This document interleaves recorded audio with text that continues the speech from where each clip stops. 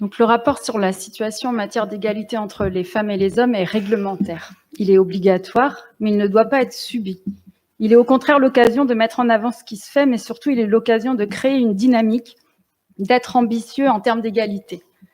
J'ai l'impression aujourd'hui que ce rapport est vécu comme une contrainte plus qu'une chance. Vous énoncez un certain nombre de chiffres, vous faites un certain nombre de constats, vous mettez en avant des indicateurs, grâce d'ailleurs à un travail conséquent des agents, des services qui ont permis de collecter toutes ces informations et ces indicateurs. Mais moi, je n'y retrouve pas d'intention politique forte.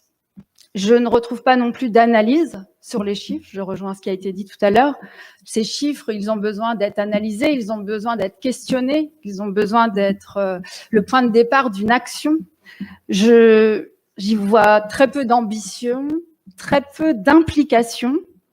Je trouve que ça devrait être porté par l'ensemble des vice-présidents et pas seulement en termes de ressources humaines. C'est quelque chose de plus large. Et pour porter cette ambition politique et sociétale, vous pourriez, Monsieur le Président, je vous l'ai déjà dit l'année dernière, nommer quelqu'un, créer une délégation, ce serait même parfait. Dans certains départements, c'est une délégation avec un homme et une femme qui pourraient être parmi vos vice-présidents. Et donc, ça permettrait de construire quelque chose dans les différents champs d'influence du département. Parce que là, on retrouve beaucoup les ressources humaines.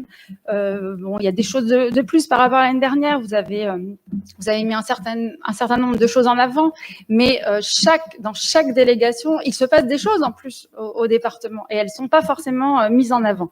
Mais si vous confiez cette mission à un de vos collègues, pourquoi pas quelqu'un qui est déjà vice-président, il pourrait être le chef d'orchestre, il pourrait mener un vrai plan d'action. Alors ça peut être sur 2 ans, ça peut même être 2 ans, c'est court, hein, ça pourrait même être sur 3 ou 4 ans.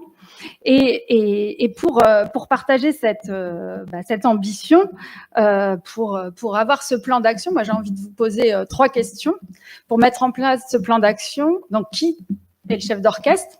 Qui est le vice-président, qui serait le chef d'orchestre et qui pourrait travailler avec ses collègues sur le sujet? Quels sont les moyens humains? Est-ce qu'il y a une personne dédiée à cette question-là, un chargé de mission, pour qui c'est le travail en permanence? Et surtout, quel est le budget dédié? Parce que sans budget dédié, je ne vois pas comment on peut mettre en place une politique vraiment ambitieuse sur le sujet. Je vous remercie.